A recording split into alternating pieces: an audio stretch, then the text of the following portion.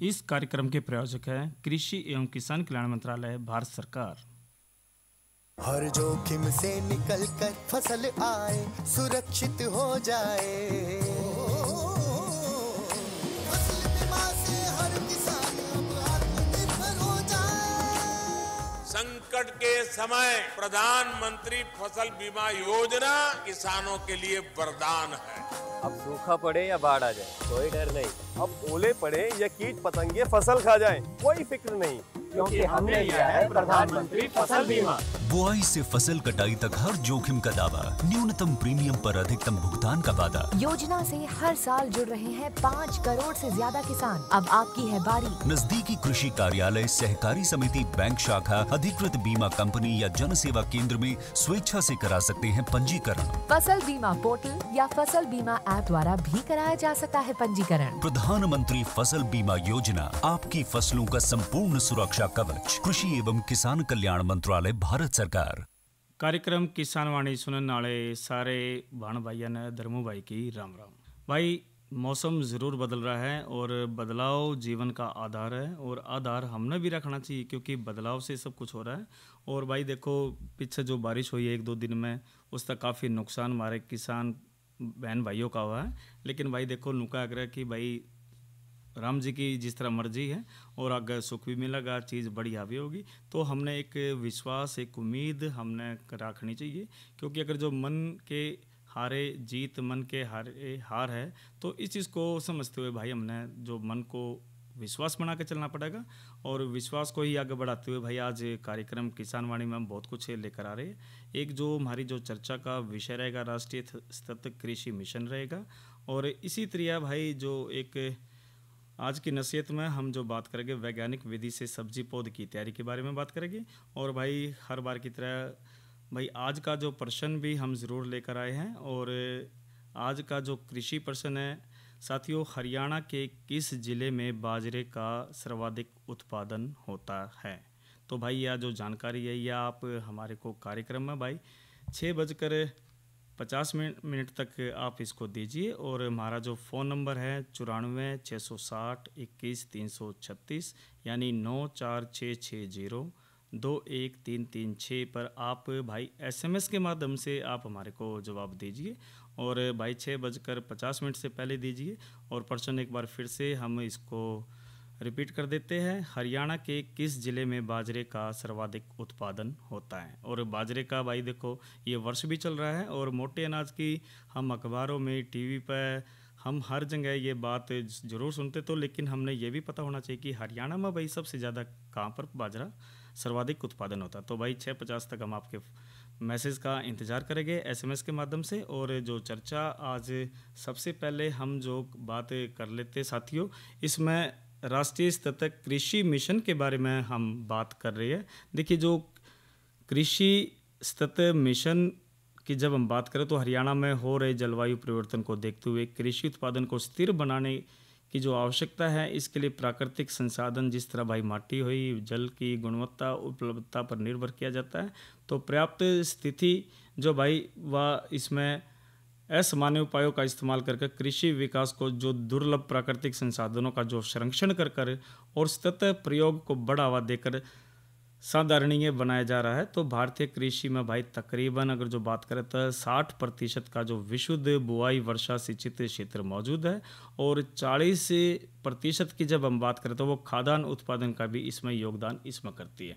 तो साथियों, इस मिशन में हम वर्षा वाले क्षेत्रों में कृषि के साथ साथ प्राकृतिक संसाधनों का जो संरक्षण, देश में बढ़ती हुई खाद्यान्नों की मांग को पूरा करने की भाई कुंजी। तो इसे देखते हुए ही हम जो देश की जो हमारी जो मौजूदा सरकार है, इसके द्वारा राष्ट्रीय सतत कृषि मिशन, जिसने हम NMS एक कह देते भाई, इसको तैयार किया गया है। और इसमें भाई एकीकृत खेती की बात हो, जल प्रयोग कौशल की बात हो, मृदा स्वास्थ्य प्रबंधन और संसाधन संरक्षण आदि की जब बात हो, तो भाई इसमें ध्यान केंद्रित किया जाएगा जिस तरह वर्षा सिंचित क्षेत्रों में कृषि उत्पादकता को हम बढ़ा सकें। यानी कि भाई बारिश जिस तरह कृषि पर आधारित हो तो वहाँ पर भी इसे को बढ़ाया जाएगा। और भाई इसमें राष्ट्रीय सतत कृषि मिशन NMSA इसमें इसके बारे में अब थोड़ा सा हम बता देते हैं भाई। देखो स्कीम तो बहुत बढ़िया है, नेशनल मिशन ऑफ सब्सिस्टेंशियल एग्रीकल्चर। तो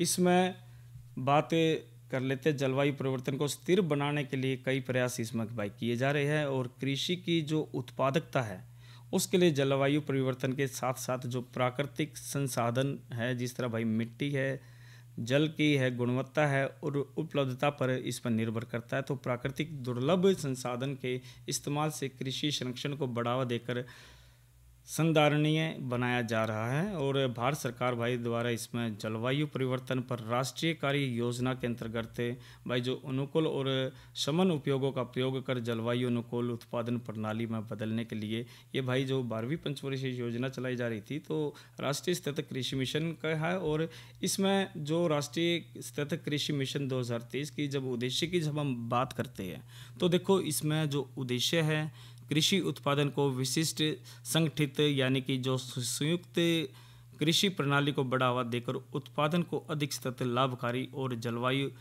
प्रत्याशित बनाना है, इसका जो उद्देश्य है। इसी तरह जो नमी संरक्षण का उपयोग से इसमें कर समुचित मृदा तय प्राकृतिक संसाधनों का जो संरक्षण करना है।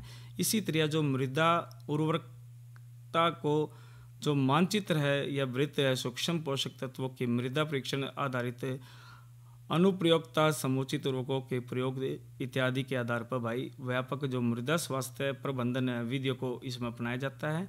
और फसल की जो भाई ज़्यादा प्राप्ति हो, इस तरह कुशल जल प्रबंधन का भी इस्तेमाल इसमें कर जल संसाधनों का इसमें हम श्रेष्ठ प्रयोग करते हैं। इसी तरह जो जलवायु परिवर्तन अनुकूल और अल्पीकरण के अन्य क्षेत्र में चालू मिशनों के यानी कि राष्ट्रीय कृषि विस्तार और प्रौद्योगिकी मिशन, राष्ट्रीय खाद्य सुरक्षा मिशन, राष्ट्रीय कृषि जलवायु प्रत्याश तथा यानी कि NICRA, इसके सहयोगी से किसानों को और इसमें भाई क्षमता को इसमें हम बढ़ाते हैं। और वर्षा सिंचित प्रौद्योगिकी को मुख्य धारा में लाने के लिए अनेक प्रकार की हम योजनाएं इसमें चला रहे हैं, जिस तरह भाई एकीकृत पनधारा कार्यक्रम हो गया, महात्मा गांधी राष्ट्रीय ग्रामीण रोजगार गारंटी स्कीम होगी, मनरेगा, RKVY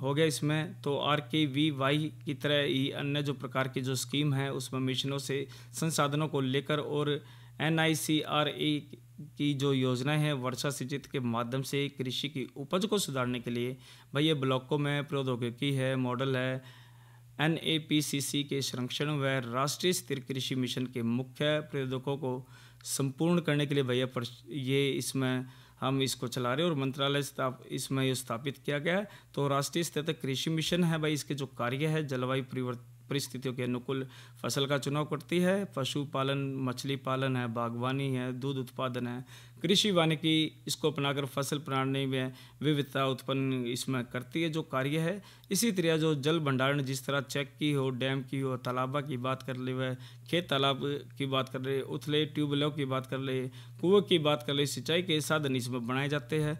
और जो सिंचाई करने की जो प्रभावित जो तकनीक है, भू समतलीकरण है, मेड़बंदी है, कटूर बांडिंग है, खाई निर्माण है, या मल्चिंग की बात कर ले, रिज और कुंड पद्धति, जिस तरह कम जल प्रयोग करने वाली जो नमी संरक्षण तकनीकों का इसमें इस्तेमाल होता है। तो साथियों ये योजना बहुत बढ़िया है। और भाई राष्ट्रीय स्तर तक कृषि मिशन है, और इसमें भाई जो चावल है, गेहूँ है, मोटे अनाज है, तिलहन है, रेशम डाल आधारित 2 फसलों वाली कृषि पद्धति की इसमें सहायता प्रदान करता है। और भाई इसमें जो मात्रा की जब हम बात करते थे, आधान लागत का जो 50% जो प्रति हेक्टेयर 10,000 तक सीमित होती है, और अधिकतम देय सहायता इसमें 2 हेक्टेयर प्रति लाभार्थी तक सीमित इसमें होती है। और राष्ट्रीय स्तर तक कृषि मिशन की ही जब हम बात करें तो बागवानी आधारित कृषि पद्धति है, जिसमें पौधारोपण है, फसल है और फसल पद्धति है। इसमें जब बात करें तो आदान जो लागत की है 50% तक जो प्रति है, और हेक्टेयर के हिसाब से प्रति हेक्टेयर, और 25,000 तक सीमित होगा। और अधिकतम अनुदेय सहायता इसमें 2 हेक्टेयर प्रति लाभार्थी तक सीमित इसमें होगा।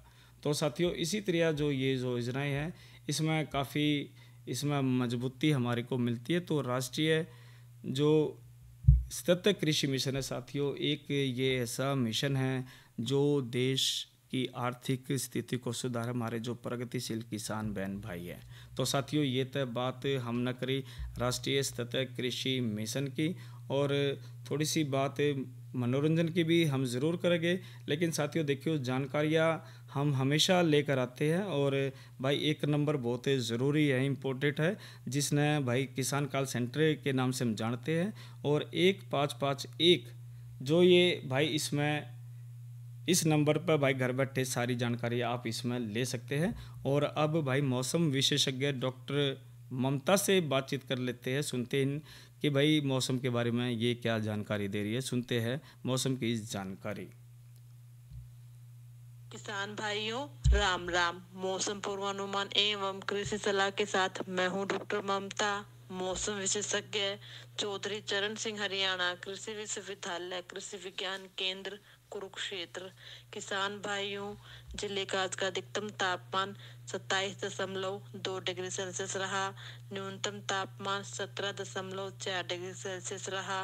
नमी की बात करें तो सुबह और शाम की सापेक्ष आर्द्रता 75 और 47% रही। हवा की रफ्तार 14 किलोमीटर प्रति घंटा रही और सूर्य के चमकने की अवधि 8 घंटे 12 मिनट रही। अब हम बात करते हैं आने वाले मौसम के पूर्वानुमान की। किसान भाइयों, 29 मार्च तक मौसम आमतौर पर परिवर्तनशील रहने के साथ खुश्क रहने का पूर्वानुमान लगाया जा रहा है। इस दौरान दिन के तापमान में हल्की बढ़ोतरी होने, वातावरण में नमी की मात्रा में गिरावट आने और हवा की गति अधिक रहने का पूर्वानुमान लगाया जा रहा है।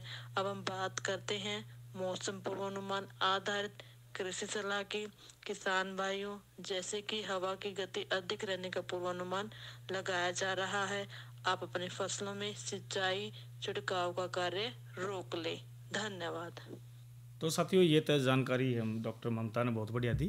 और अब कल प्रायोजित कार्यक्रम की भी चर्चा हम ज़रूर कर लेते हैं भाई। कल इतवार और रविवार को जो हम कार्यक्रम लेकर आते हैं, कार्यक्रम थारी चिट्ठी मारे गीत, और सोमवार को जो कार्यक्रम किसान वाणी हम लेकर आ रहे हैं, उसमें जो हमारी चर्चा का विषय रहेगा विज्ञान वरदान या अभिशाप।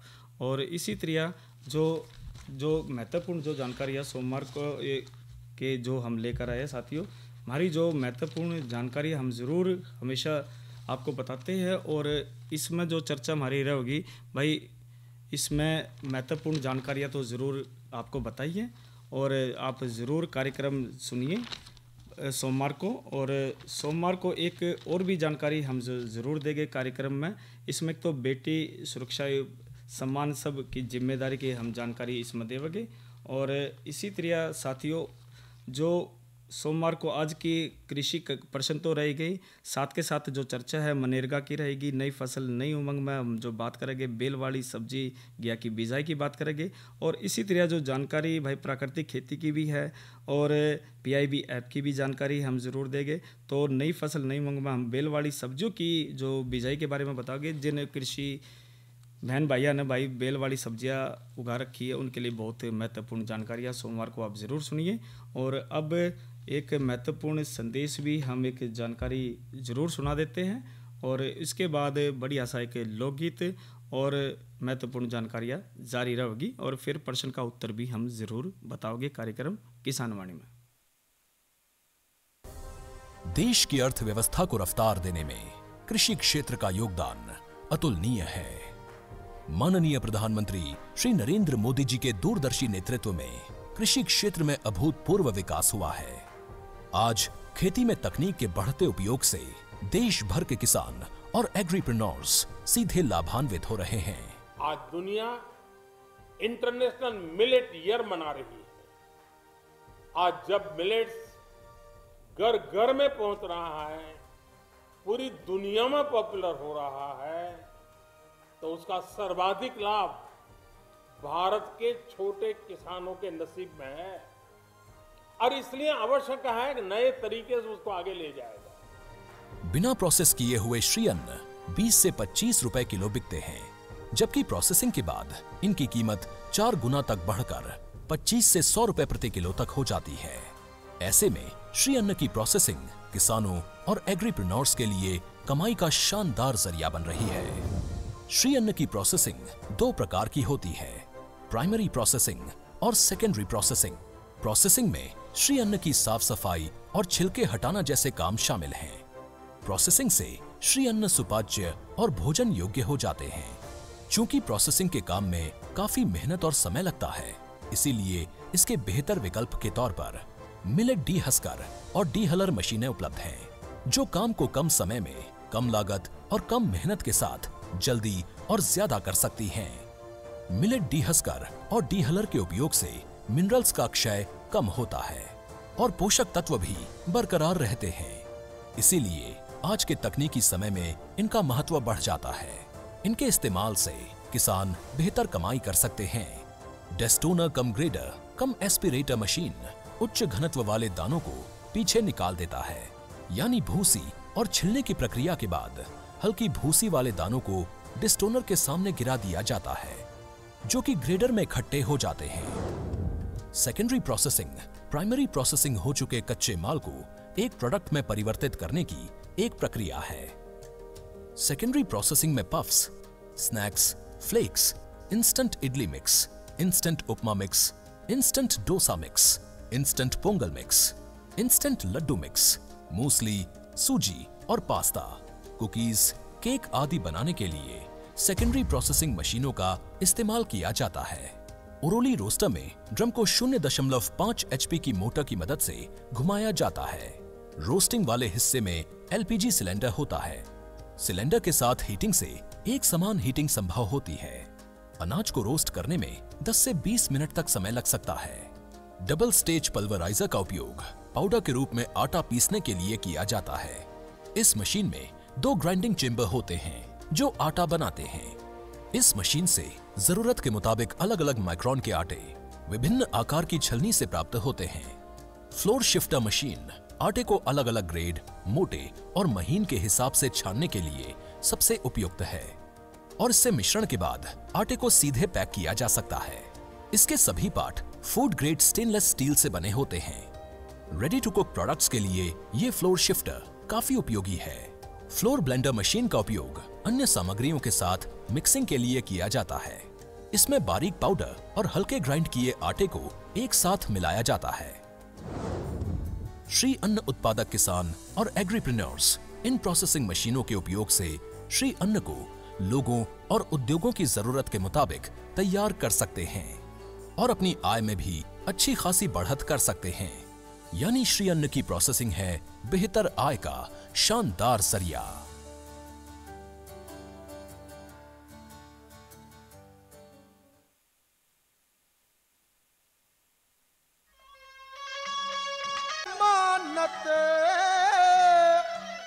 खोज सबर की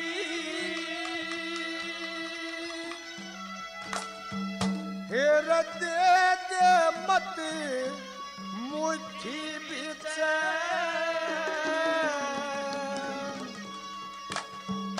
हर रहा नहीं कोई सबने जाना दो जन आगे बोरे पीछे जीव मदद उस सबर की तेरे मत मुट्ठी बीच रहा नहीं कोई सबने जाना आगे बोरे पीछे जीव मदद उस सबर की तेरे मत मुट्ठी बीच रहा नहीं सबने जाना आगे बोरे पीछे।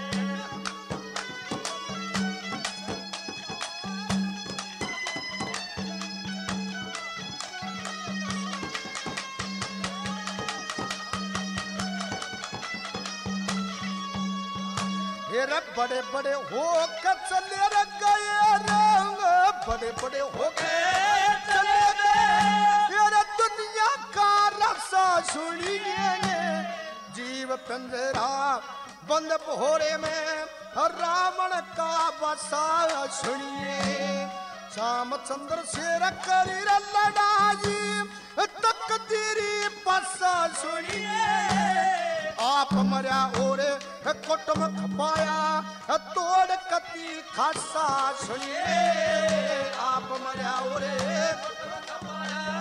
तोड़ कती खासा सुनिए जो गगन चढ़ी फराट कर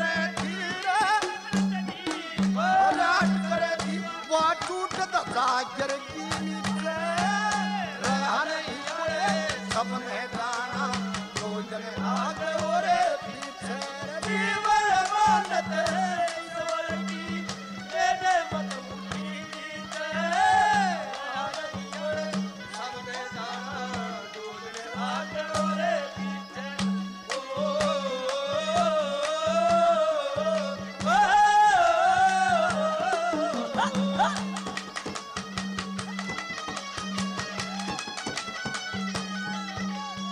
क्या कितनी बड़ी क्या कितनी बड़ी पृथ्वी पांडो डंगा न करते वो कीचक से बलवान जगत में ना और में थप्या करते जो राशन से सवाल कंस से सभी लोग काव्या करते हिरणा को से दोस्त जगत में भगत मारे दाप्या करते हिरणा को से दोस्त जगत में भगत मारे दाप्या करते और लाखा के तन नाम गणा दो लाखा के तन नाम गणा दो और आँख खोल मत नाम से रहन ही सबने दाना दूध आगे और पीछे जीवन मानत उदय सवर की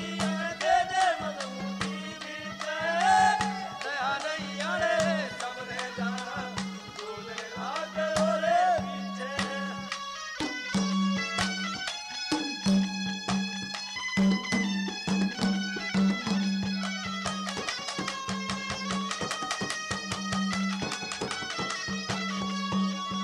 अरे कुछ पूरब को कुछ पश्चिम कुछ उत्तर दक्षिण गेट चले राजा और नवाब बादशाह छोड़ अमीर से चले अरे कुछ जन खतर आए थे फिर मैं भी वापस लेट चले स्टेशन से टिकट कटा के सभी मुसाफिर बैठ चले स्टेशन से टिकट कटा के सभी मुसाफिर बैठ चले बिन पैया बिन लेन चैन या बिन पैया बिन लेन चैन या मोदरे ल सबने रहन ही सबने जाना योजन आगे और पीछे जीवे मानत उदय सवर की दे दे मधुमती बीचे रहन ही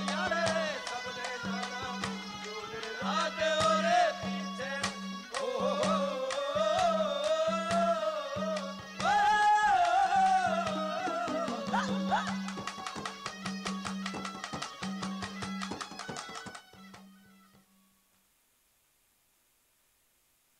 तो साथियों, बात इस लोकगीत से पहले हम जो कर रहे थे कृषि के जो प्रश्न है आज का कृषि प्रश्न है उसकी बात हम ज़रूर कर रहे थे और भाई जवाब भी बहुत आए हैं। लेकिन जो पहला जो जवाब आया भाई महेंद्रगढ़ ज़िले का नाम बताया है। और आज का जो हमने प्रश्न पूछा था हरियाणा के किस ज़िले में बाजरे का सर्वाधिक उत्पादन होता है। वैसे तो साथियों भिवानी भी है, लेकिन जो महेंद्रगढ़ उसमें प्रथम स्थान पर है, क्योंकि इसके अंदर जब हम बात करते हैं तो अब जो उत्पादन इसमें बिल्कुल बढ़ गया है। और उत्पादन देखिए जो साथ के साथ बढ़ता है और आंकड़े भी बदलते रहते हैं। और अब जो बात है साथियों, इसके अंदर देखिए जो बाजरा है इसमें राज्य में के क्षेत्र में 22.09 और जब राज्य में उपज प्रतिशत की बात करें तो बाजरे का भाई 25.03। तो साथियों महेंद्रगढ़ है। और इसी के साथ एक जो महेंद्रगढ़ जो ज़िला बताया रमेश गुर्जर है, जो गांव का नाम है बटेड़ी है, कुरुक्षेत्र से ही। और दूसरा जो जवाब है साथियों ये जो हासी ढाणीपाल से आया है और जिनके नाम हैं मुकेश और विजेंद्र। और अब इसके बाद बात को आगे बढ़ाते हैं और आज की जो दूसरी चर्चा हम जो ज़रूर कर लेते हैं।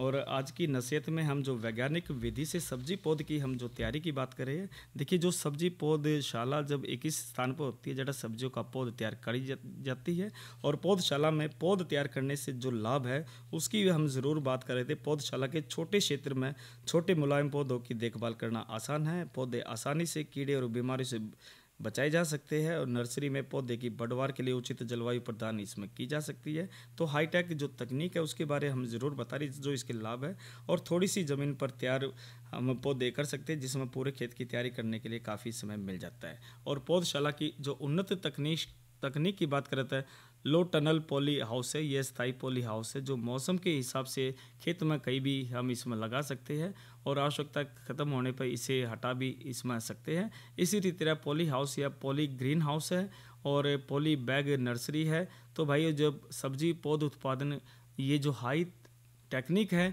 जिस तरह हम इसमें आगे लाभ ले सकते हैं। तो साथियों, और अब मोटे अनाज का जो स्वास्थ्य के लिए भी भाई देखो महत्वपूर्ण स्थान है, क्योंकि आज तकरीबन जो मोटे अनाज की जब हम जानकारी दे रहे हैं साथियों, स्वास्थ्य के लिहाज जब हम इस मोटे अनाज को खाते हैं तो साथियों शरीर मजबूत रहता है, बीमारियां भी नज़दीक नहीं लगती।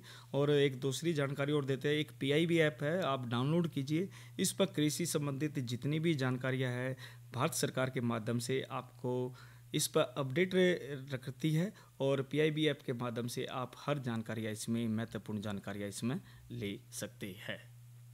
और साथ के साथ साथियों एक चीज़ और हम बता देते हैं, आप हमारे जो कार्यक्रम हैं हम रिकॉर्डेड कार्यक्रम भी चलाते हैं। जिस तरह आज का जो कार्यक्रम है आकाशवाणी कुरुक्षेत्र के माध्यम से आप YouTube से इस पे सुन सकते हैं कभी भी, और पिछले सभी जितने भी हमारे कार्यक्रम वो सुन सकते हैं। साथ के साथ यदि आप हमें लाइव सुनना चाहते हैं भारत के किसी भी कोने में या विदेश में, आप एक हमारा न्यूज़ ऑन AI है जो भारत सरकार का है, और इसके अंदर आप जब उल्टे हाथ को ऊपर की तरफ देखते हैं तो रेडियो का एक चिन्ह है उसको दबाएंगे, तो जब आकाशवाणी कुरुक्षेत्र का जब इसमें हरियाणा के आएंगे तो साथियों उसमें कुरुक्षेत्र को आप क्लिक करते ही आप हमें लाइव सुन सकते हैं। तो ये महत्वपूर्ण जानकारियाँ, और बात को थोड़ी देर में और आगे बढ़ाते हैं, लेकिन एक संदेश।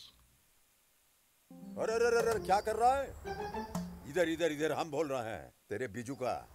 पुतला बोल रहा है? हाँ, पक्षियों से तो हम खेत को बचा लेते हैं, पर इन घातक रसायनों से कैसे बचाएं? मतलब? देख बेटा, तू जो ये अंधाधुंध रसायन मिलाता है ना, मिट्टी की सेहत बिगड़ने लगी है, और जब माटी ही कमजोर पड़ जाएगी तो उपज कैसे सेहतमंद होगी? अरे पहले ऐसा नहीं था, पूछना अपने बड़े बुजुर्गों से, कैसे फसल लहलहाती थी, शुद्धता झलकती थी। हाँ, माटी भी तंदुरुस्त और लोग भी। अरे अब पहली वाली बात कहाँ? पर अब तो सब यही डाले हैं। सब नहीं, आज भी लाखों जागरूक किसान परंपरागत विधि से फसल उगा रहे हैं, खर्चा कम और उपज की कीमत भी बेहतर पा रहे हैं। सच है? रे बेटे, एक्सपीरियंस से बता रहे हैं, धूप में बाल सफेद नहीं किए हैं। हाँ। ठीक है भाई, मैं भी आज से जैविक खेती शुरू करूंगा। माटी से प्रेम की परंपरा है, परंपरागत खेती। साथियों, कार्यक्रम किसान वाणी के इस अंक में इतना ही। धर्मे भाई को अपने इजाज़त दीजिए, और इस कार्यक्रम के प्रायोजक थे कृषि एवं किसान कल्याण मंत्रालय, भारत सरकार। अच्छा भाइयों, राम राम।